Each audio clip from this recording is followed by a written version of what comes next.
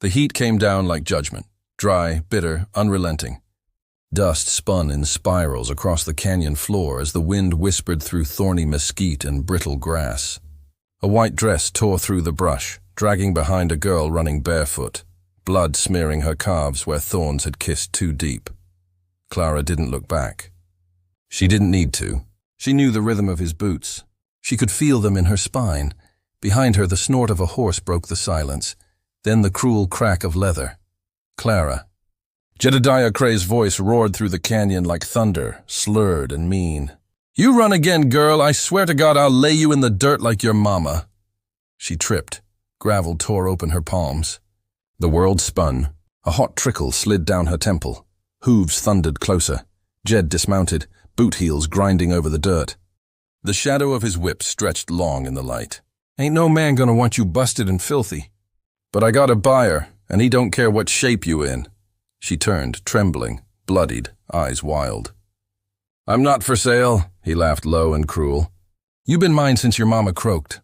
"Your property." The belt came down. She caught it with one hand, screamed, and drove a jagged stone across his cheek. He reeled back, clutching his face as blood poured between his fingers. "You little!" But she was gone again, vanishing into the underbrush like smoke in wind. Jed stood swaying, bleeding into the dust, fury thick on his breath. "You can run, girl, but you can't hide from me. I know every canyon in this land, and when I find you, I'll finish what I started." A hawk cried overhead. The light turned to rust. Far ahead, Clara crawled into a shaded patch of green, heart pounding like a war drum. She curled up against a tree stump, whispering to herself, "Don't look there. Don't ever look there." But the leaves nearby stirred. Something lay buried beneath them. By dawn, the wind had softened, but Clara's breath still came in ragged bursts. She was deep in the woods now, too deep for most to follow. Only the coyotes knew these trails, and even they kept their distance. She'd found a hollow, a strange clearing wrapped in silence. Thorn branches framed it like a cage, sunlight barely slipping through the leaves. She dragged herself into its shadow, collapsed beside the mossy stump, and let her body give in. The bruises on her back pulsed. Blood caked in her hair. Her lips were cracked from thirst, but her eyes stayed open, fixed on the patch of leaves a few feet away. That cursed mound. She whispered it again, lips trembling. "Don't look there." Then the world went black. Later, how much later she couldn't know, the crunch of hooves disturbed the stillness. A lone horse. Slow steps. Careful. Silas Ward rode with the sun at his back and the dust of years in his bones. Gray beard, broad shoulders. A man carved from the land. His old cattle dog, Buck, trotted ahead, nose twitching. Buck stopped. Growled low. Silas raised a hand to still him. He scanned the clearing. Something was wrong.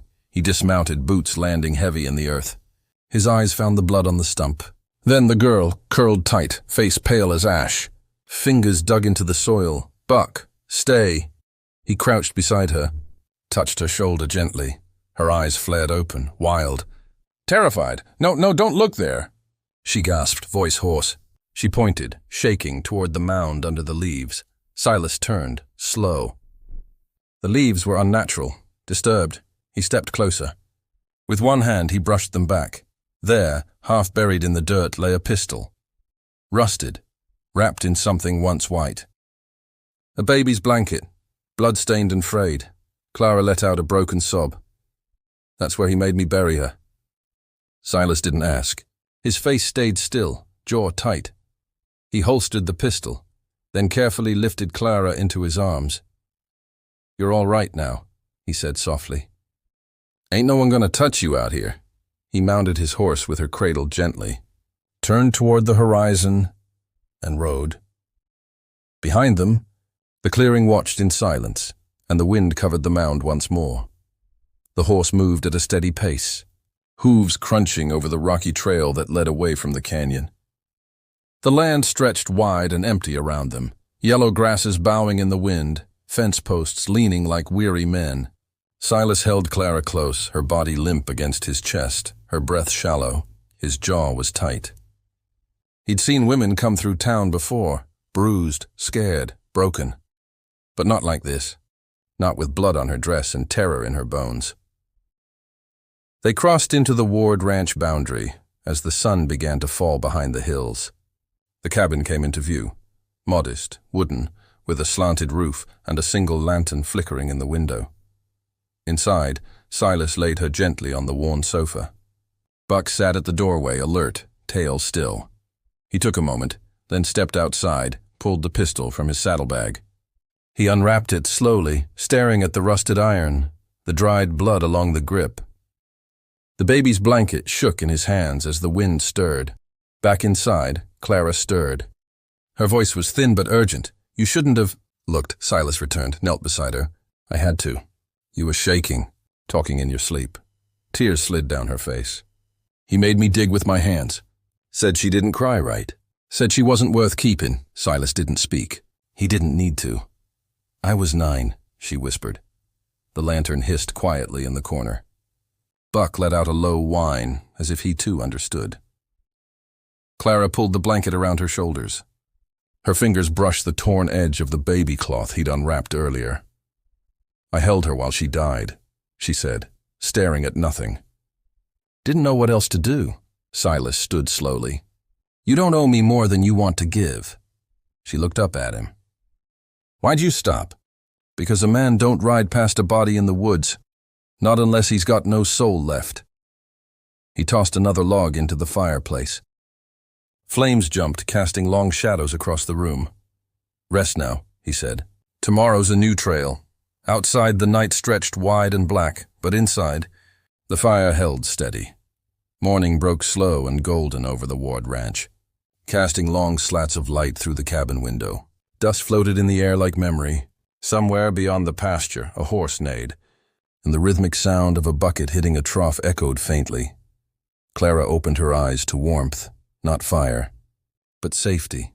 She was wrapped in a wool blanket, tucked gently on a couch that smelled of tobacco and cedar. Her hands were clean now. The dried blood was gone. A bandage circled her wrist, and the stinging ache in her side had dulled to something manageable. Silas sat at the kitchen table, back straight, sipping black coffee. He didn't look up when she stirred. Just slid a plate toward the edge of the table. Bread, boiled eggs, and a tin cup of water. "You can eat when you're ready," he said, voice gravel low. "Ain't no one gonna push you here." Clara sat up slow, each breath shallow. She eyed the food like it might vanish. "You fix me up?" she asked. Silas nodded. "Did what I could. You needed sleep more than anything." She hesitated, then took a bite of bread. Her fingers trembled. The warmth of the food traveled down like sunlight into frost. "You always help strangers?" she asked, trying not to sound suspicious. "Only the ones worth helping," he replied. Clara lowered her gaze. "I'm not sure I am." Silas stood, walked over to stoke the fire. The pop of embers filled the silence. "I ain't the judge of that, but I know what it looks like when someone's run far and hurt deep." She looked toward the window, where the ranch stretched wide and open, a place the world couldn't reach. In the corner, Buck lay curled up, snoring softly. Clara took another bite, this time slower. "I don't remember the last place I ate without watching the door," she said. Silas gave a quiet nod. "That's what fences are for." For the first time in years, she let her shoulders fall. Not all the way, but enough. Outside, the wind brushed through the prairie grass. Inside, the fire kept burning, steady, warm, alive. The night came down thick and restless. Clouds rolled in over the ridgeline, covering the moon, and the air turned cold with warning. Inside the cabin, the fire had burned low, casting flickers of orange across the wooden walls. Clara sat by the window, arms wrapped tight around her knees, staring into the dark. Silas had given her space, retreating to the barn after supper, saying only, "If you hear coyotes, let Buck out. If it's men, wake me first." The wind pushed against the cabin, but something in it felt different, intentional. Clara's breath caught. Buck stirred at the door, ears high. Then he'd a crunch, just outside. Boots, and then the snort of a horse. Clara stood slowly, heart pounding in her chest. She peered through the curtain, and the blood drained from her face. Jedediah Cray. He sat on a black horse, still as a statue, just beyond the fence line. His face was stitched with scars now, her doing. A fresh one carved his left cheek like a cracked riverbed. He tipped his hat at her. She stumbled back from the window, knocking over a stool. The door opened behind her. Silas stood in the glow of the lantern, rifle already in hand. "What did you see?" "It's him," she whispered. "He found me." Silas moved past her, calm as winter. He stepped onto the porch, boots heavy, rifle raised. Nothing, only wind and the low creak of the barn doors. "Back inside," he said. Now, they barred the door. Buck growled low. "He was watching me," Clara said, voice cracking. "Like he knew I'd be here. Like he planned it." Silas set the rifle down and poured 2 fingers of whiskey into a tin cup. He handed it to her steady. "Let him watch," Silas said. "We'll be ready." Clara stared at the drink, then him. "You don't know what he's capable of." "No," he said, voice hard. "But I know what you're capable of. You're still here." She took the cup, swallowed hard.